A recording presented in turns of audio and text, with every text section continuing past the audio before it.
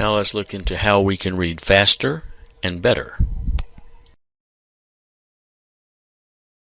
To read better and faster, you must be proactive. By that I mean you've got to look ahead. You've got to take action in anticipation. You've got to adapt. And you want to adapt and control. You control your time. You control the place. You control the atmosphere where you're reading.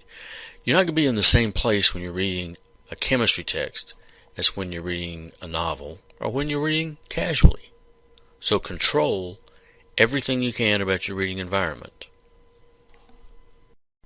Now you want to preview the material before you begin reading it. Much of your reading efficiency is based on the ability to predict where the material is headed. When previewing, you want to initially look at several elements that are common to almost all textbooks. Chapter titles, outlines, summaries, headings and subheadings. Look at pictures and graphs, tables, and any questions that are included at the end of a particular chapter. Again, we're going to come back to that word control. You want to take control of your reading environment. You also want to control how you read it. So divide the chapters into manageable groupings. You're going to want to read faster. We'll get to that in a minute. You're going to highlight important information as you go along. And using recitation to reinforce what you've just read is a very powerful tool. Hearing what you've read and saying it incorporates more of the senses. Now physically, we all have a capacity for reading much faster than we typically do. And what limits us are obstacles that get in the way. Obstacles like regressions. This is where you're back skipping, going over the words again and again, looking back over what you've read previously rather than moving ahead at a steady pace. There can be bad habits. They can be motor habits, moving, twitching, even shuffling your feet. That slows you down because it's taking energy and attention away from the reading. And auditory is a terrible bad habit to have. That's the people you'll see, they're almost reading aloud. And in some cases they may be moving their lips. We have to eliminate that. And fixations. Fixations are where you actually read. This is where you actually stop or pause between eye spans when the eye is moving to its next fixation point. Fixation points are where you read.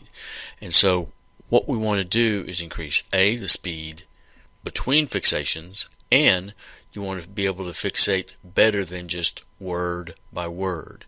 You want to fixate or read groupings of words.